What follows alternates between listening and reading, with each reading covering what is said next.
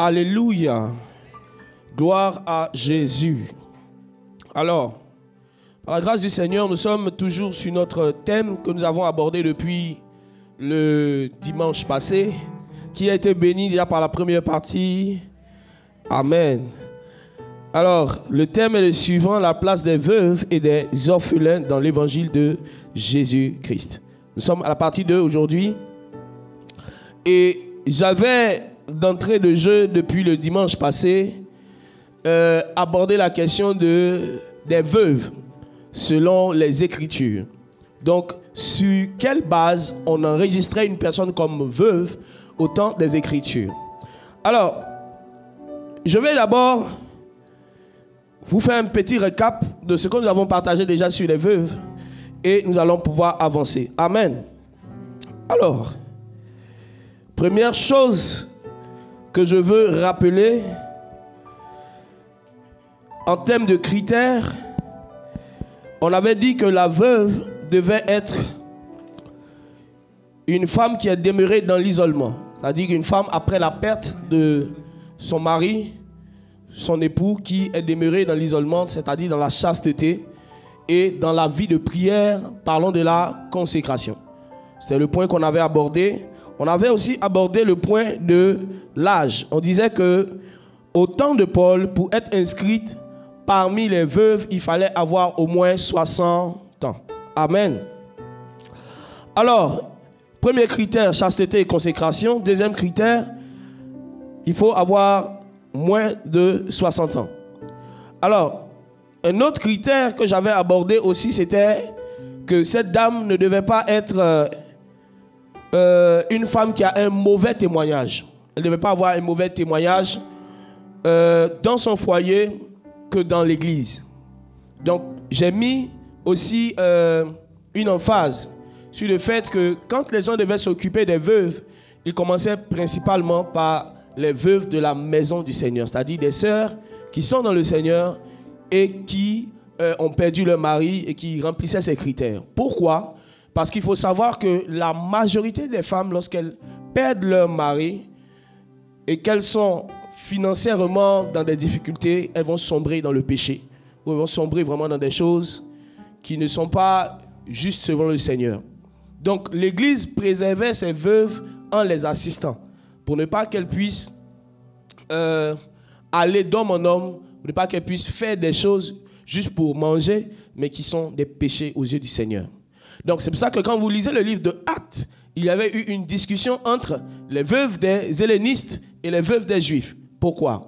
Parce que ce principe, au fait, de soutien des veuves commençait d'abord dans la maison du Seigneur. On ne s'occupait pas d'abord des veuves de dehors. On commençait d'abord par la maison du Seigneur. Amen.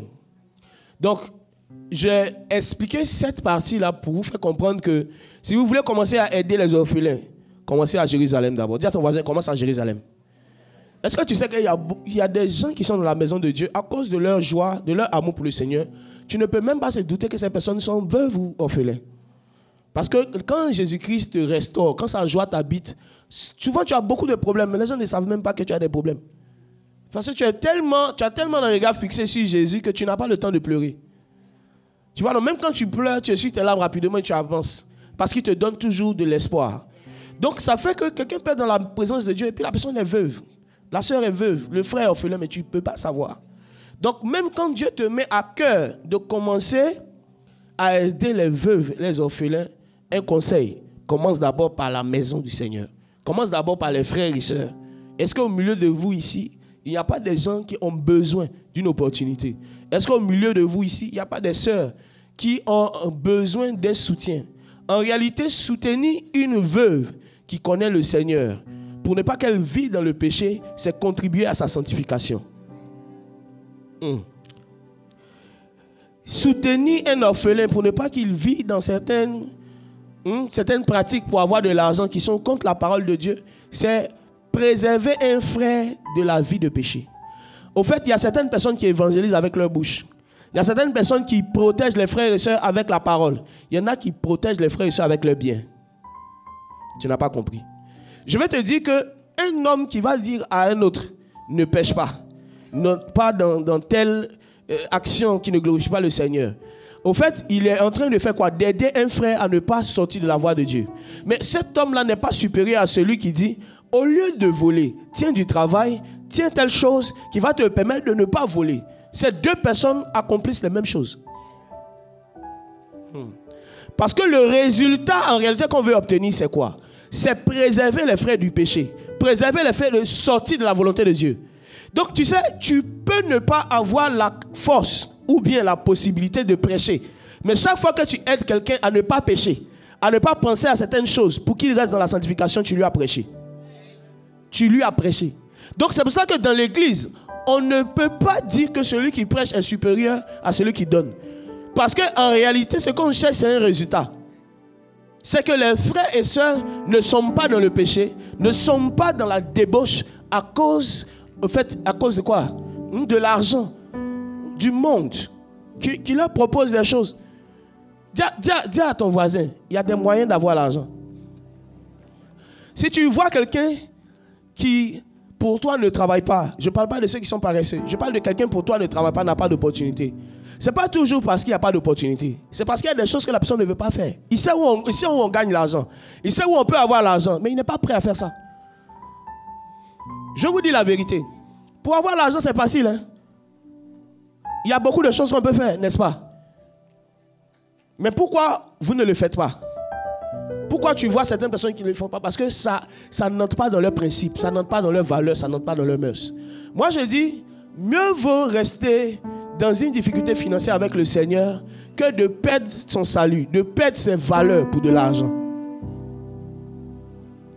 Et celui qui est en train de prêcher dit à un frère, dit à une soeur, ma soeur, mon frère, n'entre pas dans la débauche. Frère, il est puissant mais il est limité. Dis avec moi, il est puissant mais il est limité. Le frère qui est en train de dire à son ami, tu sais, mon frère, vraiment, il faut arrêter le voler. Le vol est un péché. Il est puissant mais il est limité. Dis avec moi, il est puissant mais il est limité. Parce que quand il finit de dire ça, qu'est-ce qu'il fait? Ah, il est comme Philippe, hein? Il te baptise et puis il disparaît, frère. Jacques nous dit ceci. Il dit que lorsque vous avez des frères qui viennent vers vous, qui ont des problèmes financiers, vous voyez, et vous avez la capacité de les aider, mais vous dites, on va prier pour vous. Il dit, vous êtes chargé d'une malédiction. Pourquoi? Parce que vous avez les moyens de les exaucer, mais vous dites à Dieu, Dieu n'a qu'à les exaucer. Tu dis à Dieu d'exaucer quelqu'un, alors que l'exaucement est dans ta poche. Ah. Souvent, vous pensez que c'est le prêcher qui transforme les gens. Souvent, là, c'est les actions. Ah. La personne peut être là. Et puis ce jour-là, j'ai dit, il a prié. Dis avec moi, il a prié. Il pria de toutes ses forces. Il dit, Seigneur, vraiment, j'ai besoin de 200 dirhams. Dis avec moi, 200 dirhams. Et pendant qu'il était en train de prier, le ciel s'ouvrit. Dis avec moi, le ciel s'est ouvert. Et Dieu lui dit, les 200 dirhams sont dans la poche du pasteur. Donc le frère se demande, est-ce que c'est le Seigneur qui lui a dit cela? Donc il va vers le pasteur, il dit, pasteur, vraiment, j'ai besoin d'un certain montant. Et j'ai prié le Seigneur, et le Seigneur m'a dit de venir vers toi. Il dit, oui, oui, oui, n'est-ce pas? Le pasteur dit, oui, oui, n'est-ce pas? Le Seigneur même m'a dit que j'ai reçu une onction pour prier pour que les gens aient l'argent. Alors que le pasteur peut l'exaucer. Je dis que le pasteur peut juste manifester la puissance, tu vois. Il peut juste parler en langue, oh, Rabashaka, tiens. Mais le pasteur dit, non, en fait, le Saint-Esprit m'a dit comment je dois prier pour que les gens aient l'argent. Mais tu as l'argent. Tu peux aider. Tu peux ne pas faire forcément. Je dis, prendre quelqu'un en charge. Mais tu peux l'exaucer, n'est-ce pas? N'est-ce pas? Ne soyez pas comme ça. C'est vrai qu'il a pris l'exemple du pasteur, mais souvent vous aussi vous êtes comme ça les chrétiens. Vous priez pour dire, et souvent ce genre de choses, on le fait beaucoup lorsqu'on doit prier pour la nourriture. Seigneur, on te prie, on te dit merci. Donne à ceux qui n'en ont pas. Donne à ceux qui n'en ont pas. Mais comment Dieu donne à ceux qui n'en ont pas? Il passe par toi. Ce que je suis en train de te faire comprendre ce matin, c'est que aider un frère qui est orphelin, aider une sœur qui est veuve, ça a le même effet que la prédication de la parole. Vous deux, vous allez soulager la personne. Et toi-même, tu es très puissant. Parce que tu vois, non, tu soulages. Tu soulages. Oui. Tu finis de lui prêcher la parole maintenant. C'est pour ça que les chrétiens, on doit pas avoir une haine pour la richesse. On ne doit pas avoir une haine pour la prospérité. La prospérité entre les mains de quelqu'un qui connaît Jésus, c'est une bonne chose. Oui. L'argent entre les mains de quelqu'un qui ne connaît pas Jésus, c'est ça qui n'est pas trop bon. Mais on doit aspirer à ce que Dieu nous rende riches. Pour lui. Être riche pour Dieu. Quand on est riche pour Dieu, ça veut dire quoi? On utilise son argent pour accomplir les œuvres de Dieu sur la terre. Est-ce que vous comprenez ça? Donc, toi qui aides la veuve et l'orphelin, dis à ton voisin, tu es un prédicateur. Oui. Tu ne prêches pas avec ton micro, tu prêches avec tes moyens. Tu évites des longues heures de prière aux gens cadeaux. Tu évites certaines réflexions à certaines personnes. Vous savez, il y a des personnes qui n'ont pas sombré dans la drogue parce qu'il y a eu des chrétiens qui ont mis des associations pour aider les drogués. Vous croyez qu'au ciel, ces personnes n'auront pas de récompense? Ils ont préservé les âmes du péché. Il y a des personnes qui mettent des actions en place pour que certains hommes de Dieu puissent être avoir au moins le nécessaire. Pour ne pas qu'ils commencent à prêcher l'argent et perdre les âmes des hommes. Souvent, vous pouvez voir un homme qui a arrêté, qui prêche la vérité, mais ceux qui le soutiennent, ceux qui sont dans le secret, qui sont en train de travailler, vous ne les voyez pas. La Bible dit que Jésus-Christ de Nazareth était accompagné de femmes qui l'assistaient par ses biens. Imagine si Jésus-Christ n'était pas assisté par ses biens. Arrivé un moment, il va commencer à prêcher ce que vous entendez beaucoup. Voilà. On dit, mais si tu guérison, on te donne le prix. Délivrance, on te donne le prix. Tu veux protection, on te donne le prix. Mais Jésus n'avait pas le temps de prêcher tout ça. Parce que dès qu'il tourne, là, il y a des femmes qui sont là pour l'assister de ses biens. Elles avaient la puissance pour maintenir le message dans la droite ligne. Et nous, au chaque chrétien aujourd'hui, c'est ça qu'on n'a pas. C'est qu'il y a très peu de personnes qui soutiennent les pasteurs, mais il y a beaucoup qui les critiquent. Ce n'est pas sûr que si tu étais à la place de ce monsieur, tu aurais fait des choses, tu vois, non, différentes. Tu aurais fait les choses de façon différente. Tu n'as pas, frère, ton enfant, là, il est malade. On doit l'hospitaliser. Tu prêches l'amour, Les gens aussi sont là, les chrétiens sont là. Amen. Oh, Daddy, tu prêches. J'aime ton message, j'aime ton esprit. Arrivé, il va dire non. Tu prêches bien, tu parles bien. Dis encore. Souvent, le pasteur est en train de prêcher, tu dis encore. Il dit, j'ai trop dit encore. Toi, il faut donner encore. Au fait, ce que je suis en train de vous dire, c'est quoi? C'est que quand vous voyez quelqu'un qui prêche des choses vraies pendant longtemps, sachez qu'il y a un soutien que vous ne voyez pas. Et de la même manière que sa prédication vous édifie, de la même manière que ses messages vous édifient, les bénédictions et les récoltes en termes de récompense qu'il a, les personnes qui le soutiennent dans le secret ont ça aussi. Les âmes les plus dangereuses sont dans le secret. Derrière un Jésus qui prêchait un message correct, qui prêchait un message pur, il y avait des femmes qui l'assistaient de ses biens. Il n'avait pas le temps de parler de l'argent. Ce n'est pas que l'argent était important, mais il n'avait pas le temps de parler de ça parce qu'il n'en manquait pas. Il n'en manquait pas. Certains disent qu'il a travaillé pendant les 30 ans.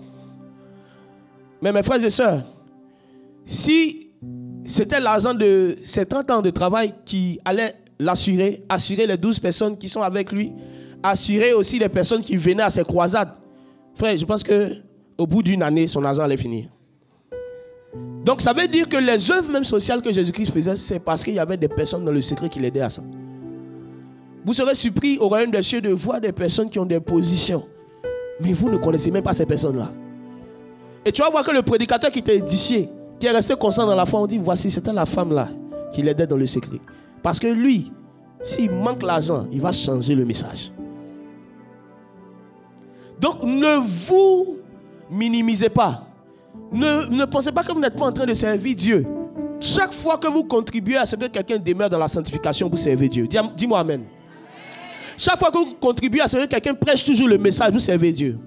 Chaque fois que vous contribuez à ce que les moyens soient mis pour que quelqu'un puisse être édifiant, vous contribuez à servir Dieu. Et votre récompense est plus grande parce que c'est vous qui le soutenez.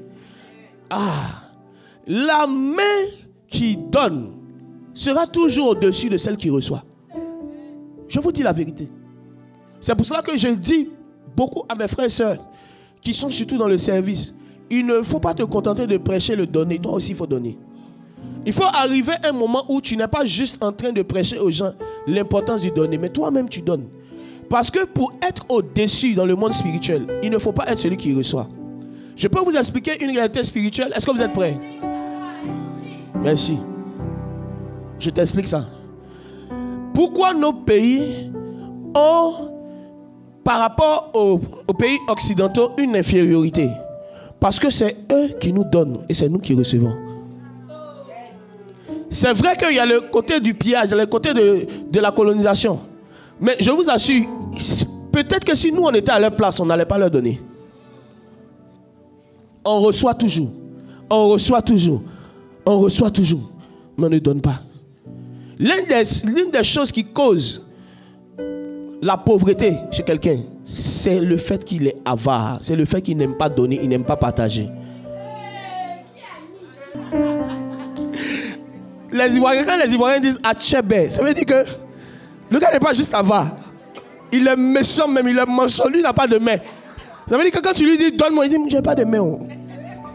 Quand tu dis je vais prendre dans ta poche, il dit j'ai pas de poche. Donc, sois délivré de l'esprit d'Achebe. Que Dieu te donne la capacité de donner aux autres. De devenir un père pour les pauvres. Un père pour les orphelins. Amen. Alors, on avait parlé des différents critères. On a parlé de l'âge. On a parlé de quoi encore? Hein? Qui était là? On a parlé de quoi? Je ne vous entends pas. Hein? N'aie pas honte. Dans la présence de Dieu, c'est l'esprit de liberté. On a parlé de quoi? Dis-moi, on a parlé de quoi? La consécration. On a parlé de quoi? La chasteté. On a parlé de quoi encore? L'âge. Ok. C'est là qu'on s'était arrêté? Ok. On a parlé aussi du bon témoignage. Ok. Alors, je vais vous donner un exemple d'une véritable veuve dans les Écritures qui répond à tous ces critères. Je précise aussi qu'on a parlé du fait que il y a des veuves riches et il y a des veuves pauvres. Il y a des orphelins riches, il y a des orphelins pauvres. Quand je parle de pauvres, je parle de personnes qui ont une certaine difficulté financière, une certaine difficulté à assumer certaines charges. Donc il y a des orphelins vraiment, ils n'ont pas besoin de ton assistance. En tout cas en termes d'argent, quoi. Eux-mêmes ils peuvent te donner. Dis à ton voisin, ils peuvent te donner un peu quand même. Voilà. Et tu vois, il y a des veuves, les veuves des milliardaires, tu vois, ce message-là. Elle-même, elle te regarde, toi-même tu es marié, elle dit, hé Seigneur, souviens-toi de la veuve. Parce qu'elle peut te donner. Toi tu es marié, mais elle peut te donner. Donc j'ai parlé aussi du critère d'être dans une situation difficile. Donc c'est pas n'importe quelle veuve aussi qu'on aide, c'est pas n'importe quel orphelin qu'on aide. Et je dis aussi à mes frères et sœurs, vous qui êtes ici, si vous êtes quelque part et qu'on dit vraiment il y a une telle action pour les orphelins, pour les veuves, et ça tu sais que toi tu es un orphelin riche, attends, les autres vont se servir d'abord. Ne cours pas. Laisse d'abord les autres, les véritables orphelins, les véritables veuves. Amen. Alors je vous donne un exemple d'une veuve selon les Écritures. Anne, fille de Phanuel. Et c'est bizarre, Anne, fille de Phanuel, correspondait de façon exacte à tous les critères qui ont été mentionnés dans le livre de Timothée. On va voir ça rapidement. Allons-y. Luc 2, le verset 36. Luc 2, yes. le verset 36. Yes. Il est écrit, Il y avait aussi une prophétesse, Anne, fille de Phanuel, de la tribu d'Azer. Yes. Elle était fort avancée en âge. Ok, elle était fort avancée en âge. Une veuve qui était fort, elle était très âgée. Donc on dit fort avancée en âge. Continue. Et elle avait vécu 7 ans avec son mari depuis sa virginité. Donc elle était restée chaste 7 ans après son mariage. Donc elle remplit encore le deuxième critère. La chasteté, la consécration. Vas-y. restée veuve. Elle est restée veuve. Et âgée de 84 ans. Donc elle avait plus de 60 ans, 84 ans. Elle ne quittait pas le temple. Elle ne quittait pas le temple. Et elle servait Dieu nuit et jour dans le jeûne et dans la prière. Elle remplit tous les critères. Étant survenue, elle aussi, à cette même heure, elle louait Dieu et elle parlait de Jésus à tous ceux qui attendaient la délivrance de Jérusalem. Ok. Donc voici une veuve ici qui remplit tous les critères. Elle est âgée de 80 ans. Elle est restée chaste. C'est-à-dire qu'après la mort de son mari, elle n'est pas allée d'homme en homme, elle est restée chaste. 2. Elle marchait dans la consécration. Elle servait Dieu nuit et jour dans le jeûne et dans la prière. 3e chose, elle avait un bon témoignage parce que non seulement on dit elle est restée chaste, elle est restée veuve. C'est ce que ça veut dire, rester veuve. Après la mort de son mari. Mais on dit qu'elle parlait du Seigneur Jésus-Christ à tous ceux qui veulent l'entendre. Donc c'était une veuve aussi qui était pieuse. Amen. Donc c'est l'un des meilleurs exemples pour pouvoir voir les veuves selon les Écritures. Maintenant, j'aimerais ajouter un point très important sur l'expression même veuve. Est-ce que tu as la Strong avec toi? C'est bon? Essaie de voir la définition du mot veuve. Dis à ton voisin, on va aller un peu en eau profonde. Allons un peu en profondeur. Veuve, Chéra. Chéra. Métaphorique, une cité vidée de ses habitants. Donc, le mot veuve, Chéra, veut dire une cité vidée de ses habitants. Continue. Et richesse. C'est une cité.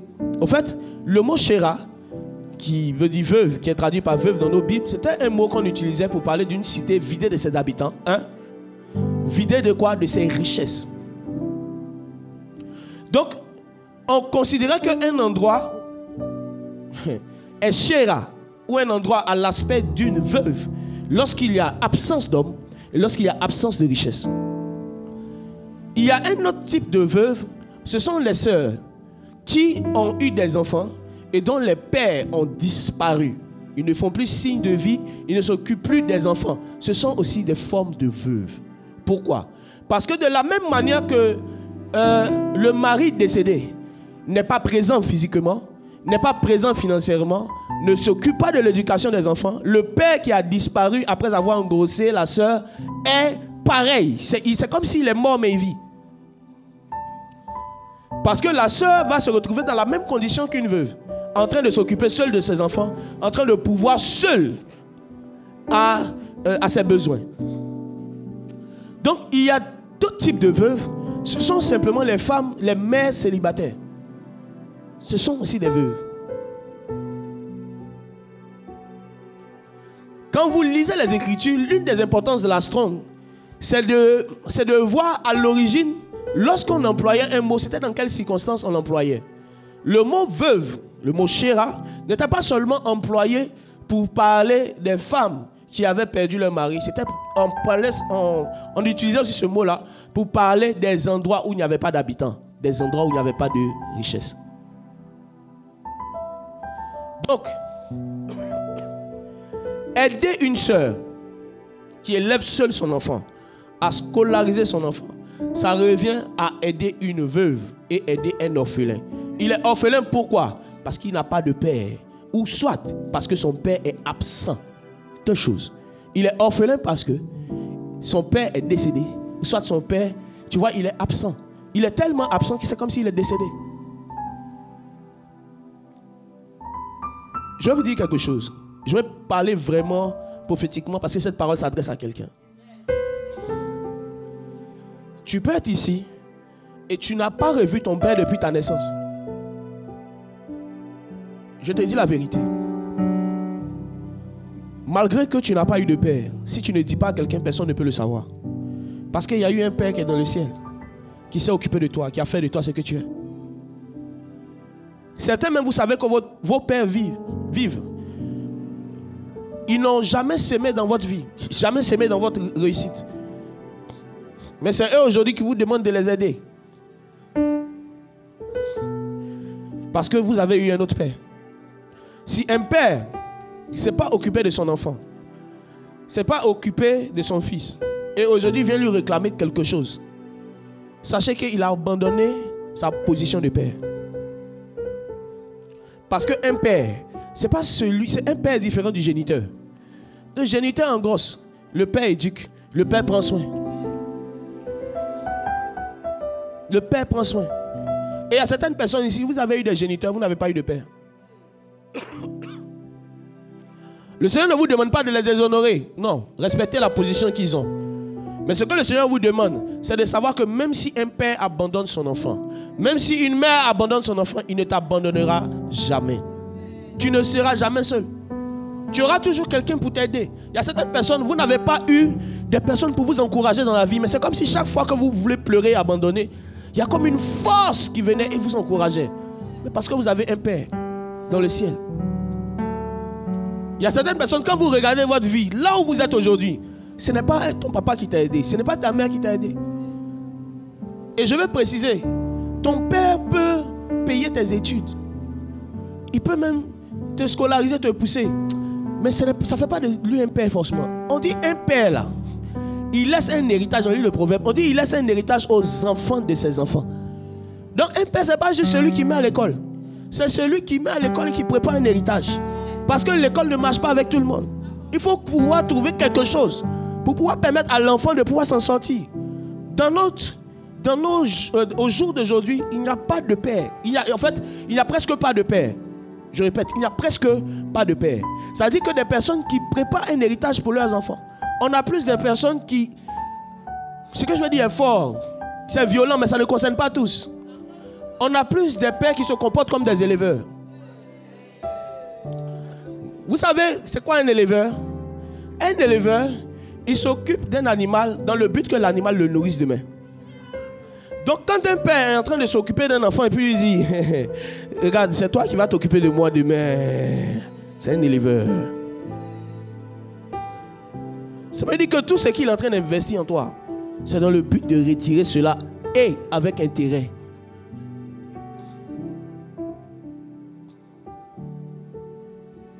Et peut-être que c'est ces choses-là qui ont fait que tu es renfermé. Il y a plusieurs personnes comme ça qui sont renfermées en elles-mêmes. Alors que quand tu demandes, ton papa et maman vivent, tu dis oui, ils vivent. Papa et maman vivent, pardon, oui, ils vivent. Mais c'est comme si ces personnes ne vivaient pas.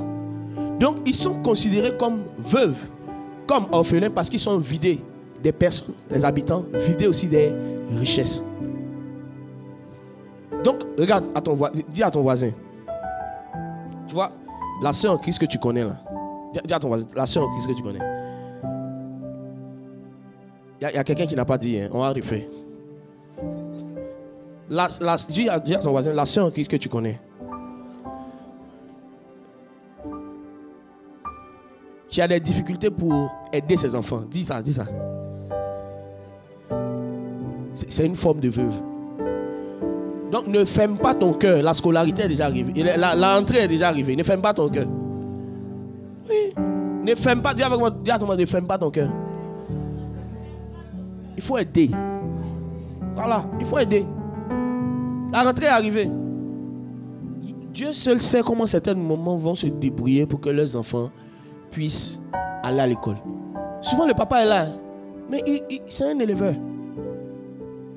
Ou bien soit il est absent, il a disparu. Que Dieu vous donne de ne pas être ce genre de père au nom de Jésus. Oui. Laissez un héritage à vos enfants. Prenons exemple sur le Seigneur lui-même, qui est notre Père. Il dit, je ne vais pas vous laisser orphelin. Je viendrai à vous.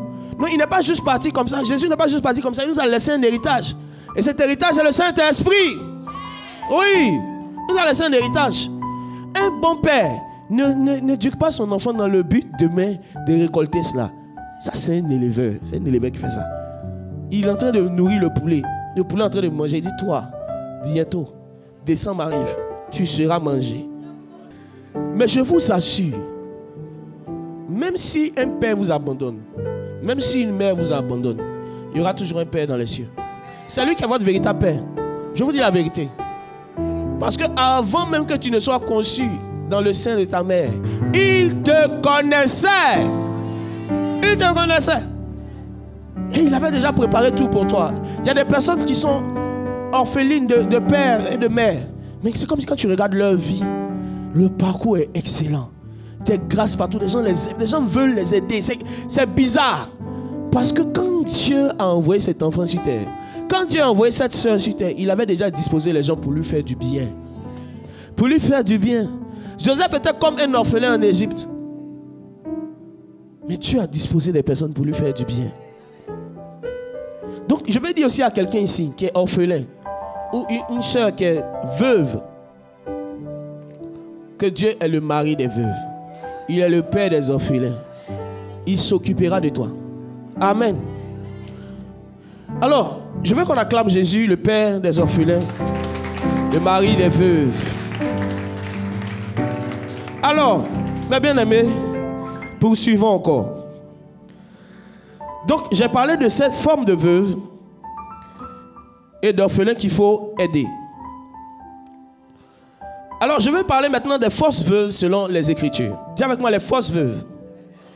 Donc, j'ai parlé la dernière fois un peu, j'ai commencé un peu à parler des fausses veuves. J'ai dit que il y avait des types de veuves que Paul qualifiait des jeunes veuves.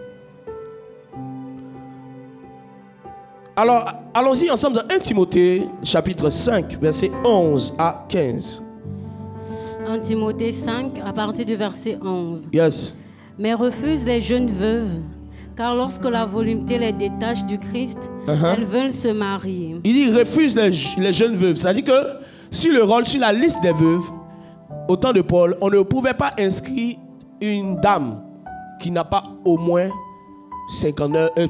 60 ans. Donc, on considérait qu'arrivé à un certain âge, tu vois, arrivé à un certain âge, on ne peut pas t'inscrire sur la liste des veuves, on doit t'inscrire sur la liste des mariés. Tu dois chercher à te marier. L'Église ne prenait pas en charge directement les jeunes veuves dans le temps parce qu'on voulait les pousser à se marier. Je vais dire quelque chose par rapport à cela. Continue. Verset 12. Verset 12. Et se rendent coupables en ce qu'elles violent leur premier engagement. Ah.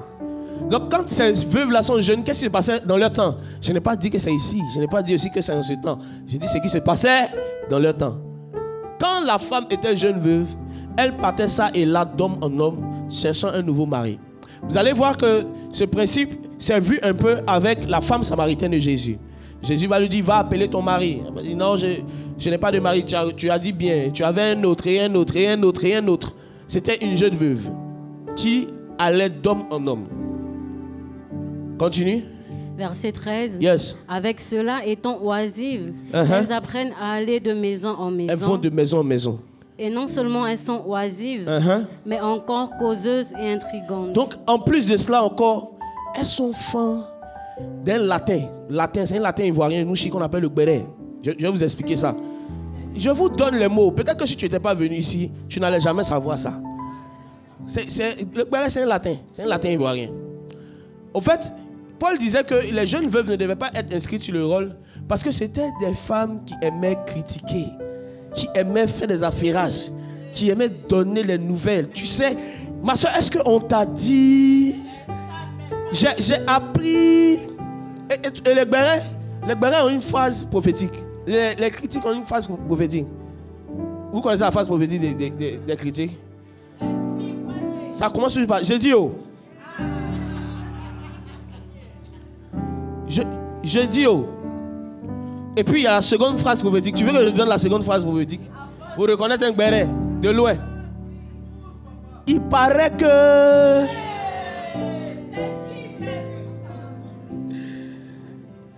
Donc, la première phrase prophétique du béret, la puissance du béret ne s'active pas. Je dis oh. Tu sais qu'elle ne veut pas parler de quelque chose qui vous concerne, vous deux. Ça, c'est l'Africain. Maintenant, il paraît que... J'ai appris que... Merci. Tu maîtrises le truc, tu maîtrises le... Ok. C'était ce que les jeunes veuves la faisaient. En tout cas, si elles étaient à notre temps, c'était ce qu'elles faisaient. Ça veut dire que... Elle est là, non, et puis elle dit... Est-ce que...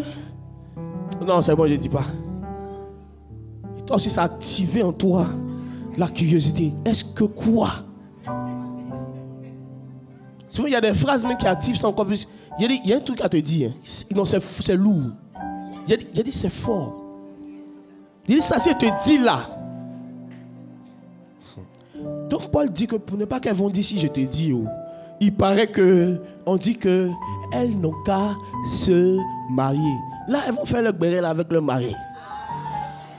C'est mieux. Tu vois, ça c'est un béret familial. Ça reste en famille. Voilà, légal, un béret légal. Voilà. Ça reste entre vous ici. Parce que si ça sort. Et souvent la personne a fini. Ce que je t'ai dit là. C'était tellement doux. Elle n'a pas pu retenir cela. Elle est venue te dire. Et elle te dit, toi, il ne faut pas dire. Tu, ma soeur, je suis humaine comme toi, je dirais. Et ça finit toujours par la phrase prophétique. Franchement, ça là, ça caresse entre nous. Hein. Il faut que ça. Je t'ai rien dit. Il y a certains même qui ajoutent, tu vas dire ça, je vais mentir que je n'ai pas dit. Donc les jeunes veuves étaient causeuses. Elles étaient causeuses, toujours dans les affairages. Donc Paul dit, si elles sont mariées, elles ont 2 enfants, on va voir c'est quel pied elles vont prendre pour aller raconter les choses. Elle est enceinte, elle a 2 jumeaux. Elle veut dire le grec, je dis, elle ne peut pas dire, elle est enceinte. Oui.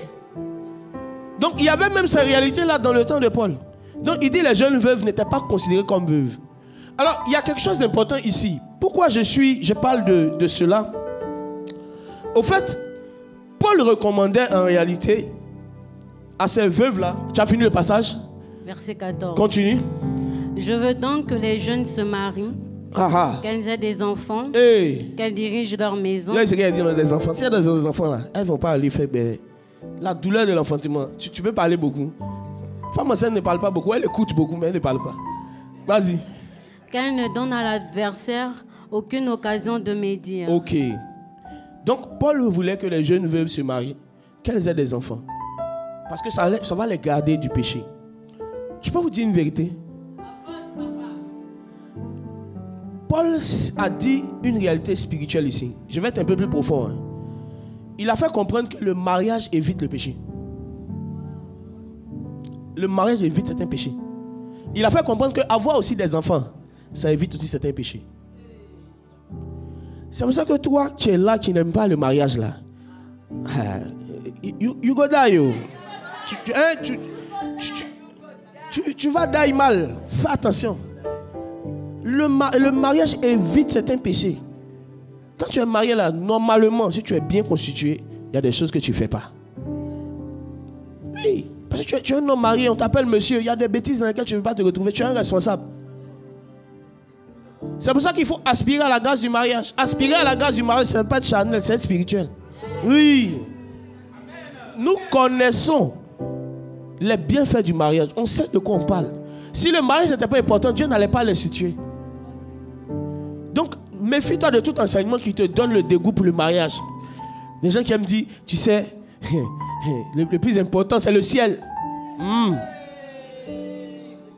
C'est le ciel. Tu fais quoi ici sur la terre? Faut partir au ciel. Et tu es là. Et souvent, la soeur qui est en train de vous décourager, je suis non, tu sais, penser au mariage, c'est Chanel, c'est la première qui va se marier au milieu de vous. Elles sont méchantes, ces soeurs-là. Elles sont finies. Moi, je rappelle, on avait quelqu'un, la soeur là. Non, le mariage, ça va diminuer votre vie de consécration. Quelqu'un va venir partager la place de Dieu dans votre cœur. Cherchez le Seigneur, ne cherchez pas les femmes. Elle a lancé la prière. On a fermé les gens le temps de les prier. Au moment où on va se réveiller là, elle est mariée, elle est en France. On dit, ma soeur, tu as trahi la fratrie. Tu nous as trahis. En fait, quand elle disait ça, mon père l'évangéliste Jacques, à l'époque, il dit, regardez, de toute façon, on est en train de parler, c'est la première qui va se marier au milieu de nous. Elle s'est mariée au milieu de nous. C'est la première. Elle s'est mariée même vite, en cachette, on n'a rien vu dedans. Je prie que vous recevez cette grâce au nom de Jésus. Amen. Alors, je vais avancer maintenant dans le message et je vais parler des orphelins. Ce que je veux vous dire sur les orphelins aujourd'hui, c'est très profond. C'est très, très profond. Vous savez, il y a des fois où tu es en train de méditer sur un sujet et puis tu te lèves seul et puis tu commences à applaudir. Tellement la parole de Dieu te transperce le cœur. Alors, on va relire ensemble Jacques 1, verset 27. Jacques 1, verset 27. Jacques 1, le verset 27. Yes. La religion pure et sans tache devant Dieu notre Père consiste à visiter les orphelins et les veuves dans leurs afflictions et à se préserver des souillures du monde. Ok. J'ai vérifié dans les Écritures.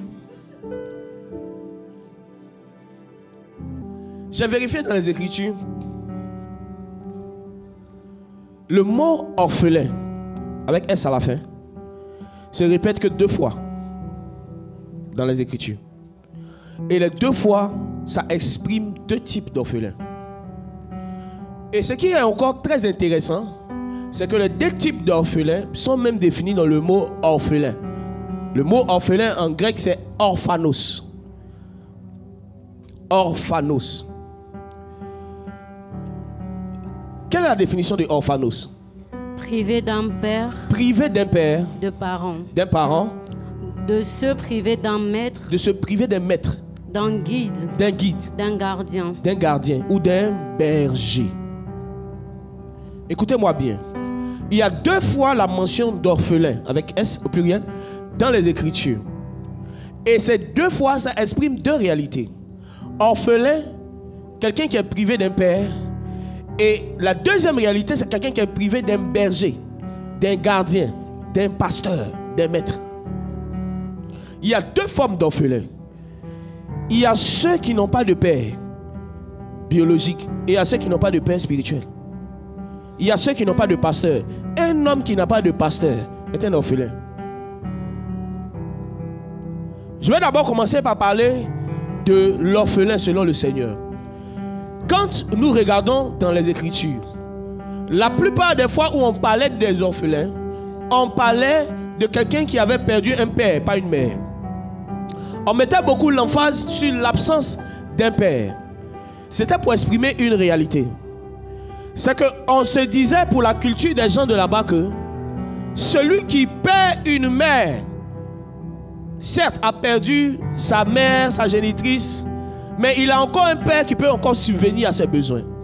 Parce que c'était le père qui subvenait aux besoins de la famille. Donc on considérait vraiment quelqu'un en tant qu'orphelin lorsqu'il perdait son père, mais pas sa mère.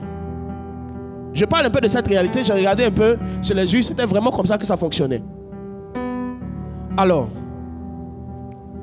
un orphelin, en réalité, c'est quelqu'un qui n'a pas de... qui est privé d'un père, qui n'a pas de père. Et il y a certaines personnes ici, vous êtes des brebis du Seigneur, mais sans père, sans maison, sans pasteur. Vous êtes les orphelins que vous pensez être. Je vais vous dire une vérité. J'ai vu dans ma Bible quelque chose qui m'a fait tressaillir de joie mais de crainte. C'est que la Bible nous dit, on va lire ce passage. Allons-y ensemble. Dans Matthieu, chapitre 9, verset 36. Matthieu 9, yes. verset 36. Yes. Voyant la foule, il fut ému de compassion pour elle, parce qu'elle était languissante et abattue. Elle était languissante et abattue. Comme des brebis. Comme des brebis. Qui n'ont point de berger. Les orphelins. Jésus a compassion de la foule. Ce sont des hommes qui sont en train de vivre des combats. Ce sont des femmes qui sont en train de vivre des difficultés. Mais ce qui est encore le plus triste, c'est qu'elles sont privées d'un maître. Elles sont privées d'un berger. Elles sont privées d'un pasteur. La preuve, je vous montre ça rapidement dans Jean, le chapitre 14, verset 18. Regardez ceci. Jean 14, le verset 18. Jean 14, verset 18. Je ne vous laisserai pas orphelins. Je ne vais pas vous laisser orphelins. Je viendrai à vous. Je viendrai à vous. Continue. Encore un peu de temps, et le monde ne me verra plus. Yes. Mais vous, vous me verrez car je vis. Vous me verrez car je vis. Et vous vivrez aussi. Et vous vivrez aussi. Jésus est en train de dire cette phrase à qui? Quelle catégorie de personnes? Aux orphelins. Aux disciples d'abord. Quand il dit ça aux disciples, il n'y a rien qui parle du fait que les disciples étaient orphelins. Mais Jésus dit à ses disciples, qui ont certainement leurs parents, je ne vous laisserai pas orphelins. Donc de quel type d'orphelinat il parlait? C'est le fait d'être quelqu'un qui n'a pas de pasteur, qui n'a pas de berger. Maintenant je vais encore plus loin. Jésus dit, je ne vais pas vous laisser orphelins, parce qu'il sait qu'arrivé un moment, il va disparaître, il va partir. Mais il dit que le monde ne me verra pas, vous me verrez. Donc il parlait d'une autre catégorie, au fait. Il parlait d'une autre catégorie d'orphelins. Ce sont des personnes qui n'ont pas des modèles qui peuvent voir, imiter et grandir. Donc je ne vous laisserai pas orphelins. Vous allez me voir, vous allez pouvoir me toucher, vous allez pouvoir marcher avec moi et grandir avec moi. Parce que ce qui caractérise la paternité, c'est la présence. C'est la présence. Plusieurs chrétiens ont beaucoup de pères sur internet, mais ils n'ont pas de pères qui peuvent voir, qui peuvent imiter. C'est des orphelins. C'est des orphelins. C'est pour cela que le pasteur que Dieu t'a donné, le berger que Dieu t'a donné, c'est une forme de père. C'est pour ça que dans Orphanos dit, privé de maître, privé de gardien, privé de guide. C'est le rôle du pasteur, c'est le rôle du berger. Il y a plusieurs ici qui ont des pères spirituels qui ne voient pas, mais ils ont un berger qui voit et qui néglige. Qui néglige. Ils ont un pasteur qui voit et qui néglige. Le fait de ne pas sentir, d'avoir le besoin d'avoir un pasteur, le fait de ne pas sentir le besoin d'avoir un pasteur, d'avoir quelqu'un pour te guider, tu es un orphelin. Jésus-Christ de Nazareth dit à ses disciples, regardez les gars, je ne vais pas vous laisser orphelin. Encore un peu de temps, le monde ne me verra plus. Mais vous allez me voir. Donc il est en train de rattacher au fait la paternité, au fait de pouvoir aussi voir quelque chose qu'on peut reproduire. Voir quelqu'un qu'on peut copier. Voir quelqu'un qu'on peut imiter. Suivre quelqu'un. Suivre cette personne. Jésus-Christ était le maître des disciples. Si le maître disparaît, les disciples sont orphelins. Malgré qu'ils ont leur père, leur mère biologique qui vivent. Ils sont orphelins. Orphelins dans quel domaine? Dans le domaine de l'esprit. Ils sont orphelins. Donc il y a des orphelins physiques et il y a des orphelins spirituels. Regarde. Certains d'entre vous ici, vous vous posez les questions sur votre existence auxquelles vos pères biologiques ne peuvent pas répondre, auxquelles vos mères biologiques ne peuvent pas répondre. Ce n'est pas parce qu'elles ne veulent pas, elles n'ont pas la capacité. Parce que tel qu'il y a un père dans les cieux, tu as aussi eu un père sur la terre. Tel que la réalité, la Bible a voulu te faire comprendre qu'il y a un père dans le ciel, mais il y a aussi un père sur la terre. De la même manière, tu as un père physique et tu as un père spirituel. Tu as un père dans la foi. Il n'y a pas de chrétien qui, au fait, peut réussir dans sa vie chrétienne sans un guide, sans un maître, sans un père. Ce n'est pas possible. Tu vois pourquoi tu es en train de tâtonner dans ta vie là? Vous pensez que c'est l'argent qui fait réussir? Il y a des personnes qui ont gagné au loto, ils ont été millionnaires en un jour. Ils sont devenus pauvres aussi en un jour. Parce qu'ils n'ont pas eu de guide, parce qu'ils n'ont pas eu de maître. Quand Dieu vous donne des dons, quand Dieu vous donne des grâces, la prochaine chose que Dieu vous donne, il vous donne un berger. Parce que vous ne pouvez pas tout gérer seul. Il y a des choses que vous ne connaissez pas. Donc si Dieu ne t'a pas donné, si Dieu t'a donné un père spirituel, tu vois, il t'a donné au fait de sortir de l'orphelinat. Si Dieu t'a donné un pasteur, il t'a donné la capacité de sortir de l'orphelinat. Refuser un pasteur, c'est se rendre orphelin soi-même. Il y a des veuves noires. J'ai parlé de ça la dernière fois. La veuve noire, ce nom-là est inspiré d'une araignée qui, après l'intimité avec son partenaire, bouffe son partenaire. On les appelle les veuves noires. Et vous allez regarder dans les séries, quand on parle d'une veuve noire, c'est une veuve qui tue ses partenaires. Mais j'ai vu qu'il y a des veuves noires et il y a des orphelins noirs. Les orphelins noirs, ce sont des personnes qui refusent d'avoir quelqu'un qui va les guider. Ils refusent d'avoir quelqu'un qui va leur donner une orientation. Ils refusent quelqu'un qui va leur dire fais ça, fais ci, fais ça dans le domaine spirituel. Toutes ces personnes-là sont des orphelins. J'ai vu que dans la Bible, il y a des gens qui sont, il y a des femmes qui sont veuves parce que la vie en a voulu ainsi. Mais il y a des femmes qui sont veuves parce qu'elles-mêmes ont voulu être veuves.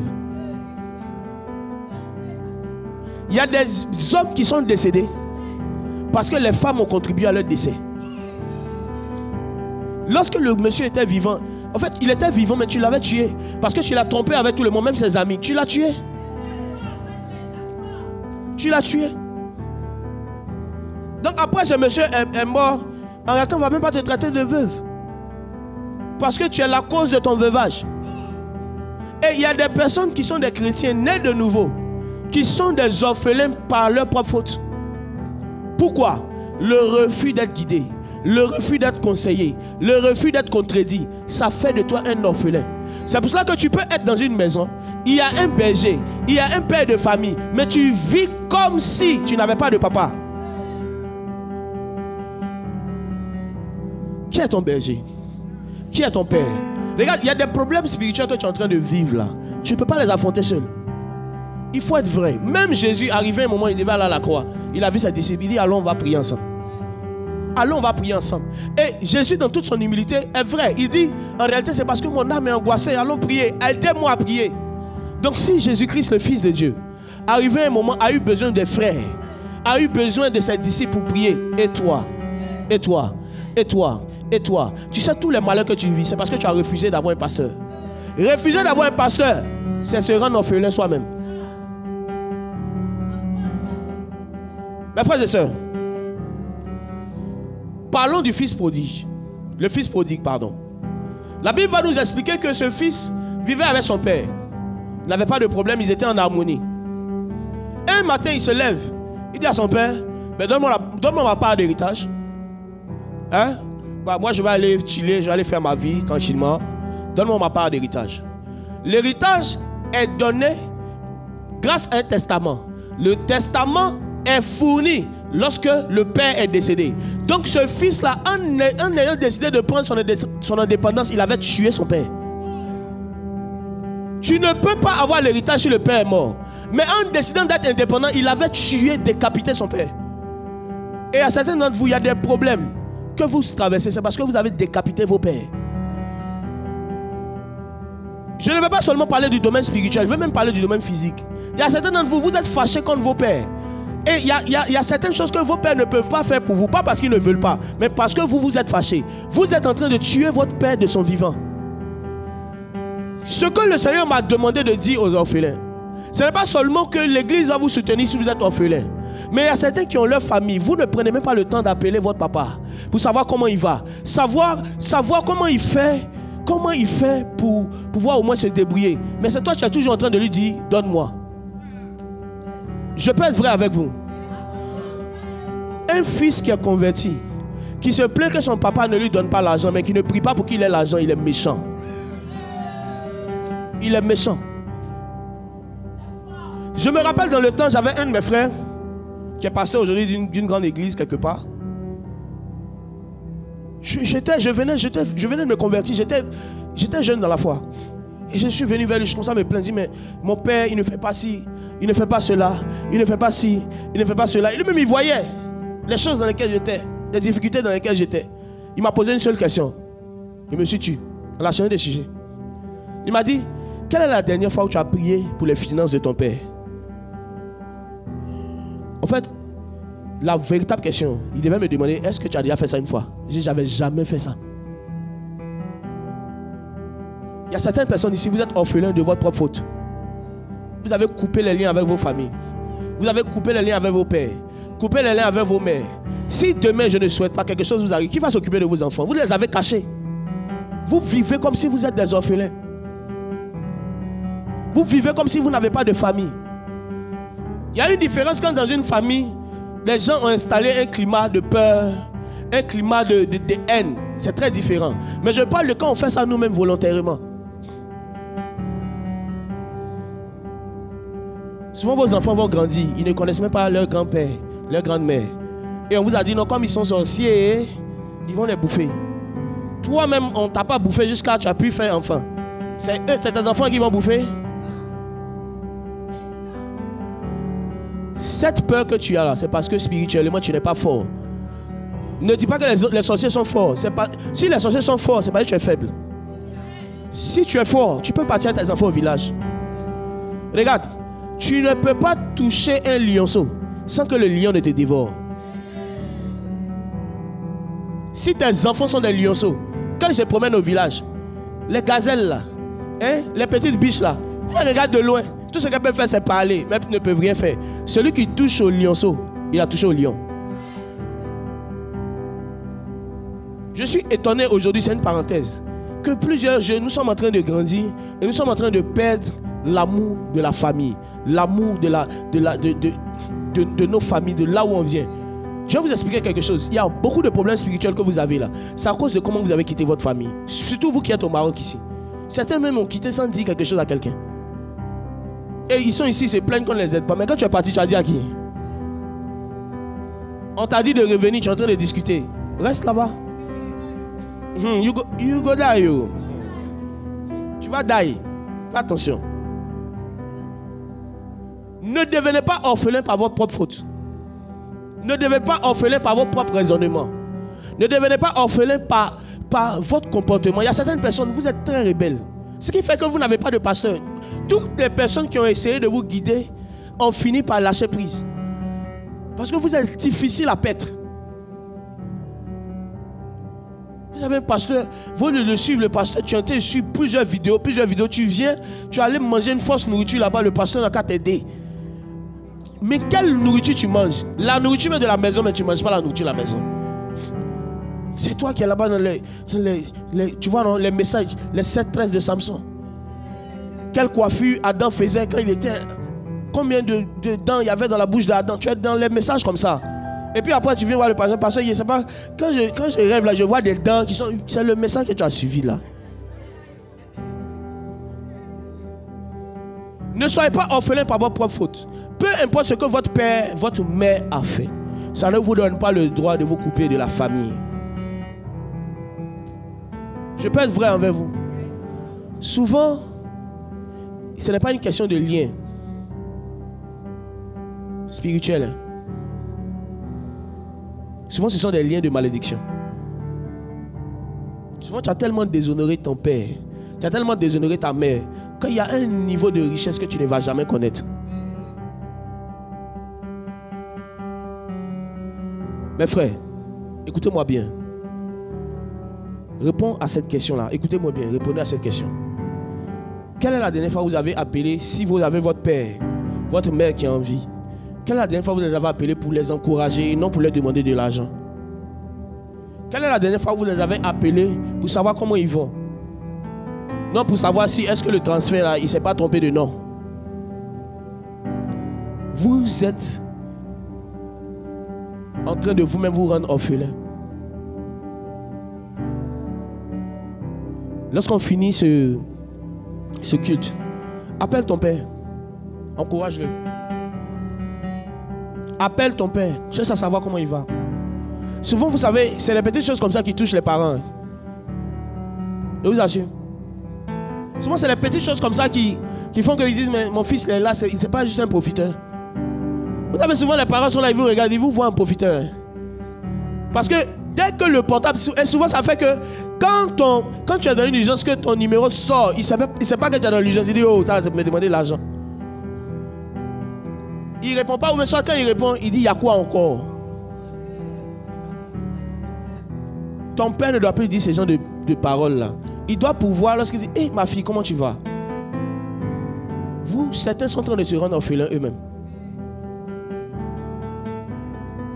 Quelle est la dernière fois où tu as appelé les gens de la famille? Je vais aller loin. Je peux aller loin. Pour savoir comment ils vont. Ou bien tu as dit ils sont sorciers.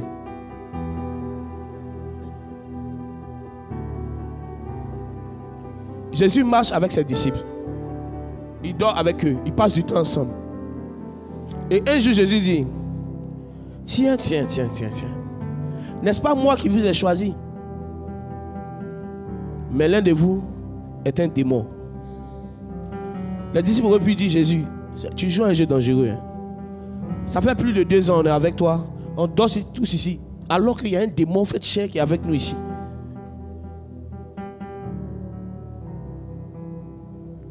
Si Jésus-Christ avec ses disciples ont pu vivre avec un homme en qui le diable est rentré pour les trahir, utilisé par le diable pour les trahir, et un petit sorcier, vous donnez de la force aux sorciers qui n'ont pas. Vous donnez la force aux pratiques occultes qu'elles n'ont pas. Le diable est le père du mensonge. Et tant que le mensonge peut lui permettre de pouvoir te rendre esclave, le diable va continuer à mentir. Quand on finit ici, appelle ton père. Appelle ta mère. S'ils sont en vie, appelle-les. Ne serait-ce que pour les saluer. Fais-le. Qui va le faire? Qui ici, lorsqu'on sort, va le faire? Je veux des volontaires. Qui ici va le faire? Faites-le. Ça va créer. Si la personne est décédée, ok. Mais si elle n'est pas décédée, qui va le faire ici?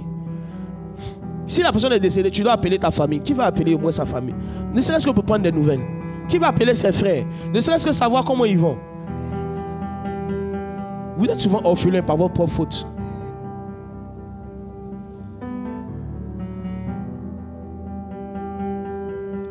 Mes frères et sœurs, comment on peut devenir orphelin par sa propre faute? Est-ce que vous êtes prêts pour ça?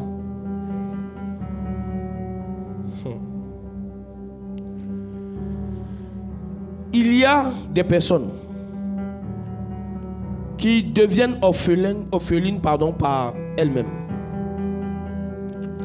Le premier principe qui peut rendre un homme orphelin, c'est l'esprit d'indépendance.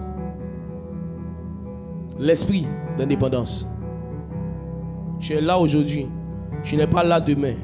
Tu voyages aujourd'hui, tu voyages demain sans informer. C'est parce que tu n'as pas de père, tu n'as pas de maître, tu n'as pas de guide. Tu es orphelin. Tu ne seras pas présent au culte. Tu ne peux pas le temps d'informer. Tu ne peux pas le dire à tes responsables. C'est parce que tu n'as pas de responsable. Au fait, chaque fois que vous refusez d'informer quelqu'un qui est garant de vous, de certains de vos déplacements, de certaines choses que vous faites, vous êtes en train d'informer la personne d'autres choses qui n'est pas votre responsable, qui n'existe pas. C'est la même chose qu'on fait vis-à-vis d'un père. C'est le fait d'avoir un esprit indépendant. Se lever, organiser quelque chose, faire des choses sans informer les personnes. Tu es en train de montrer que tu n'as pas de père. Le Seigneur m'a fait la grâce d'écrire. Et avec l'aide de mes fils et aussi de ma femme, on a pu finir, on est en train de finir peut-être 2 livres comme ça. Et on est en train aussi de préparer un livret pour Bible ouverte. Avec l'aide de différents fils et de la maison, et d'autres qui ne sont pas de la maison, mais qui aiment ce que nous faisons, qui ont un amour pour ma personne, pour l'œuvre aussi qu'on fait. Mais ces livres-là ne sont pas encore sortis. Pas parce qu'ils ne sont pas finis, forcément. Il y a un qui est fini. Mais j'ai pris la peine d'informer mon père, l'évangile Jacques, pour dire voici, voici, voici. J'ai même des albums qui doivent venir, voici, voici, voici. Pourquoi je fais ça? C'est pour ne pas tuer mon père de son vivant. L'esprit d'indépendantisme, l'esprit de libertinage, l'esprit de libertinage, ça tue l'autorité que les gens ont sur vous. Je peux vous donner un exemple pratique. Est-ce qu'on peut avancer? Regardez même le Saint-Esprit. Chaque fois que vous désobéissez au Saint-Esprit sur quelque chose, arrivé un moment, c'est comme si le Saint-Esprit ne parle pas. Pourquoi? Il y a une manière dont vous pouvez tuer l'autorité de quelqu'un sur vous. C'est quand vous montrez à cette personne qu'il n'a pas l'autorité. Ou c'est quand vous montrez à cette personne que c'est qui dit, à vous pouvez discuter. Regardez. Ce que je vais dire est très profond. Je veux dire ça, mais je veux que vous compreniez mon langage. Certains ici, vous êtes de cette église, mais des personnes qui vous ont prêché l'évangile, ou des personnes qui vous ont donné les bases pour d'autres, ne sont pas ici. Et très souvent, il peut arriver que, par honneur, par amour pour votre Père, vous soyez absent. Vous devez faire certaines choses. Ok. C'est une bonne chose. Dieu n'est pas contre l'honneur. Dis à ton voisin, Dieu n'est pas contre l'honneur. Mais le problème, c'est que vu que ton Père n'est pas ici physiquement. Dieu t'a donné un berger que tu dois suivre en priorité, surtout concernant l'église, les dons, les grâces que tu dois suivre en priorité. Pourquoi? Parce que, au fait, la brebis a été faite de telle sorte qu'elle ne peut pas suivre quelqu'un qu'elle ne voit pas. Je vous dis la vérité. Donc, un berger, c'est quelqu'un qu'on peut voir. C'est quelqu'un qu'on peut suivre. Il n'y a pas de berger en ligne. Il faut que je vous fasse comprendre ça. Quand Dieu vous donne la grâce d'avoir un berger présent physiquement, ce n'est pas pour que vous déshonorez votre père dans la foi. Ce n'est pas parce que vous déshonorez vos aînés, des personnes qui ont été des bénédictions pour vous, sans lesquelles vous ne serez pas dans la foi aujourd'hui. Ce n'est pas ça. Hein? Mais Dieu vous donne un berger pour que vous ayez un modèle à regarder, à voir et à suivre. Donc le berger en réalité est une autre forme de père. Si vous ne comprenez pas cela, vous allez mépriser ces personnes-là. Vous allez faire comme si, bon, écoute-moi, écoute, le prophète Samuel, c'est lui qui est mon berger. Hein, donc si le reste pour me dire quelque chose, il ne fait pas. Parce que c'est le prophète Samuel qui est mon berger. Ok. Mais vous savez, le berger qui est lointain, il y a un niveau de connaissance sur vous qu'il n'a pas. Parce qu'il ne vit pas avec vous. Parce qu'il ne passe pas du temps avec vous. Souvent, il y a des gens qui sont très sages devant leur berger en ligne, mais qui sont très désobéissants devant leur berger en présentiel. Le berger en présentiel voit quelque chose que le berger en ligne ne voit pas. Ah. Le berger en présentiel, il sait certaines choses que le berger en ligne ne voit pas. Dieu nous a fait la grâce avec le ministère CFC. En plus de la grâce que Dieu a accordée à notre Père, il y a d'autres jeunes comme ça qui nous voient comme des modèles, comme des pères. Mais on sait que le père de la vision, c'est notre papa chéri, l'évangile Jacques Ambessan. Mais je vous dis quelque chose. Il y a des jeunes quand même qui sont dans le secret, qui me suivent, qui sont à MSA Abidjan. Quand je viens, il dit que le père, il dit que ici là, voici le père qui est là, l'évangéliste, qui est notre père. Mais je prends toujours, voici ma femme, des nouvelles, pas directement chez eux, mais chez leur berger en présentiel. Je vois le berger en présentiel pour dire, est-ce qu'un tel vient à la cellule? Est-ce qu'un tel est régulier au culte? Je prends le temps. Et après je viens maintenant, je dis, fils, ça va? Ok. Quelle est la dernière fois que tu es parti à la cellule? Je dis, la dernière fois que tu es parti à la cellule, ça fait 2 mois, tu n'es pas parti à la cellule. Waouh, papa, tu prêches? Non, tu prophétises, tu vois? Non, je ne vois pas, j'ai demandé à ton responsable. Et je lui dis, je ne suis pas ici présentement. Je ne suis pas là physiquement. Si j'étais là physiquement, tu peux me suivre. Si j'étais là physiquement, tu peux quand même marcher avec moi. Mais les personnes qui sont là, qui craignent Dieu, qui marchent selon le message que j'ai reçu, il faut te soumettre à eux. Il faut les suivre. Je ne l'empêche pas de dire, non, je ne suis pas les autres, suis-moi. Pas du tout. Pourquoi? Parce que je sais que celui qui est en présentiel, celui qui est là physiquement peut mieux coacher que celui qui est en ligne. Je vous dis la vérité.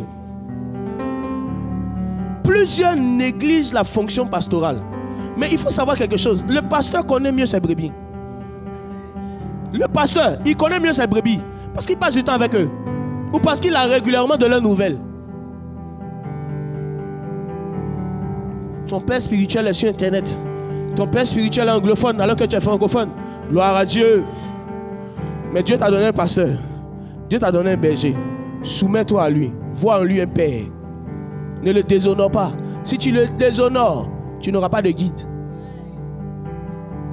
Quelqu'un ne peut pas te guider sans que tu puisses le voir, sans que tu puisses le toucher. Qui est ton pasteur? Qui est ton berger? Les problèmes que tu vis là, qui est ton pasteur? Il y a des gens aussi, vous êtes dans des églises, ce n'est pas des pasteurs.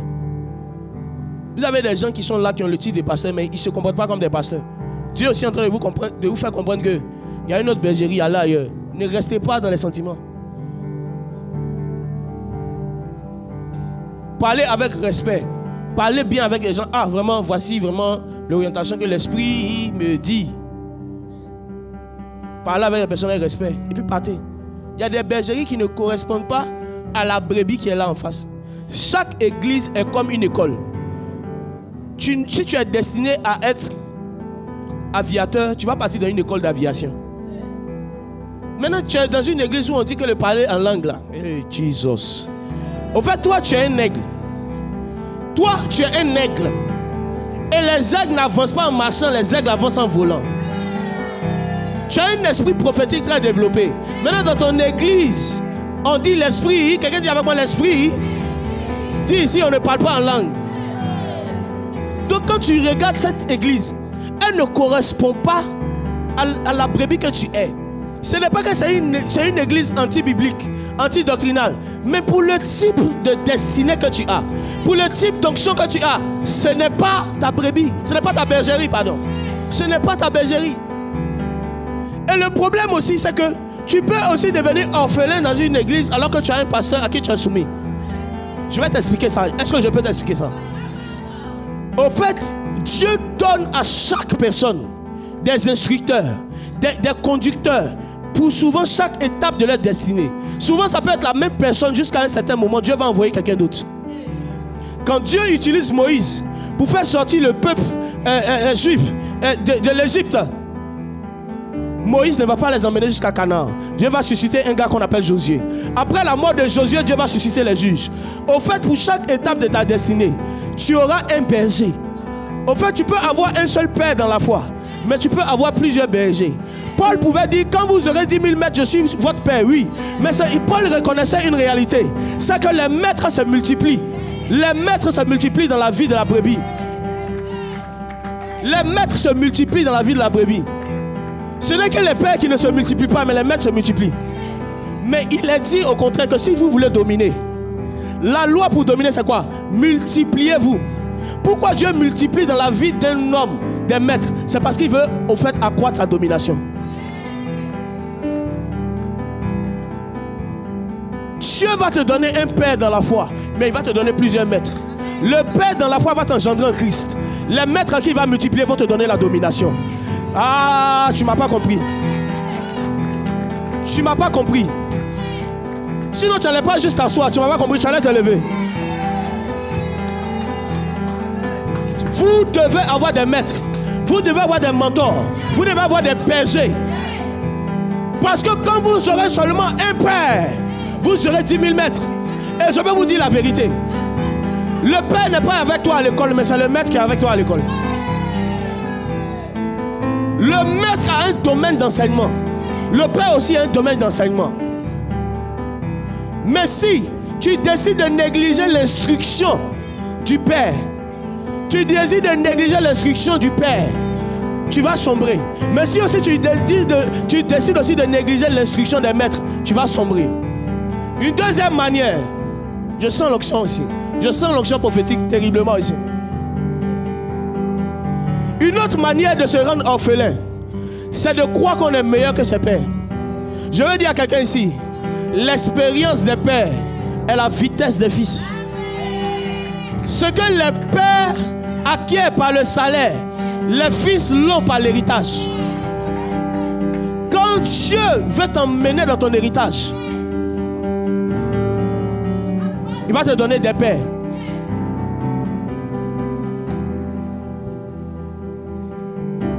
Qui est ton pasteur? Qui te guide? Qui peut te dire non, là ne va pas et puis tu ne vas pas partir? Qui peut te dire je ne suis pas d'accord avec telle chose et puis tu ne vas pas te fâcher? Élie arrivait un moment à commencer à devenir orphelin lui-même. Parce qu'il a commencé à croire qu'il était meilleur que ses pères. Jusqu'à ce qu'arrivé un moment, il soit devant une situation. Et il dit Seigneur, prends ma vie. Car je ne suis pas meilleur que mes pères. Ce qui vous tue, c'est que vous pensez que vous êtes meilleur que votre berger. C'est que vous pensez qu'il est trop jeune pour être votre berger. Ce que vous pensez, c'est qu'il n'a pas assez d'onction que votre père spirituel. Mais je vais vous dire quelque chose. S'il n'a pas assez d'onction que votre père spirituel, c'est à lui que Dieu a donné dans la saison la capacité de vous introduire dans une autre saison.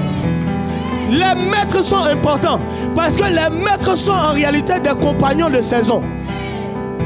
Le père de Saül envoyait Saül pour aller chercher les ânesses. Mais lorsqu'il a rencontré le maître Samuel, il a déplacé de chercheur d'ânesse à roi. Les maîtres sont importants parce que c'est eux qui agissent par rapport à la saison. Le peuple ne peut pas avoir d'influence sur la saison, mais les maîtres, ils ont l'influence sur la saison. Les pasteurs ont des influences sur la saison. Dans cette saison, qui tu dois écouter? Dans cette saison, qui tu dois suivre?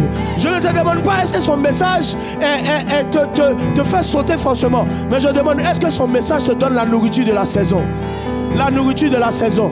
La nourriture de la saison. Et si tu suis cette saison est prophétique. Si tu suis cette saison, elle est prophétique. La saison dans laquelle nous sommes est prophétique. Nous sommes en train de te parler de la place de la veuve et de l'orphelin dans l'évangile. En réalité, tu n'as pas compris. Dis à ton voisin, il y a quelque chose que tu n'as pas compris. Dis à ton voisin, il y a quelque chose que tu n'as pas compris. Au fait, ce message-là, c'est pour t'introduire à une autre étape de ta vie. Tu sais laquelle? L'abondance matérielle. C'est un message qu'on ne peut pas pratiquer si financièrement on n'est pas là. On n'est pas posé. Donc si tu sais que l'étape dans laquelle tu es, c'est d'avoir une certaine suffisance matérielle. Lève la main avec moi. Le Saint-Esprit va commencer à réveiller plusieurs au milieu de la nuit pour prier. Amen. Certains, vous allez être là comme ça et vous allez avoir des envies de prière désordonnées. Vous allez avoir des envies de prière désordonnées. Parce que quand l'esprit de prière tombe sur toi, tu as des envies de prière qui sont désordonnées. Tu peux être là comme ça et tu as envie de prier. Et c'est un feu qui est prophétique. Les prophètes priaient tout le temps. Ils passaient beaucoup de temps dans la prière. Et c'est de ce feu que nous avons besoin au Maroc. Au Maroc ici, ce n'est pas les discours, c'est la puissance. Nous sommes au milieu d'un peuple qui pratique des choses. Donc si on n'est pas puissant, on va être ébranlé. Alors on va prier pour ce dernier sujet. Voici le sujet que je vais donner. Tu es ici dans ce pays. Peut-être qu'il y a des difficultés que tu vis qui sont simplement dues à l'atmosphère dans laquelle tu es. Peut-être qu'il y a des choses que tu vis qui sont dues à certaines prières de certaines personnes comme toi dans ce pays. Voici le sujet de prière. Tu vas dire, tu imposes l'atmosphère du Seigneur partout où tu es. Et que quand aucune atmosphère négative n'influence ta vie, le Maroc ne sera pas pour toi une terre de malédiction, mais une terre de bénédiction. Si l'Égypte a été une terre de bénédiction pour Joseph, Babylone a été une terre de bénédiction pour Daniel, le Maroc sera ta terre de bénédiction. Lève-toi la prière pour ces 5 minutes qui nous restent et prie comme ça.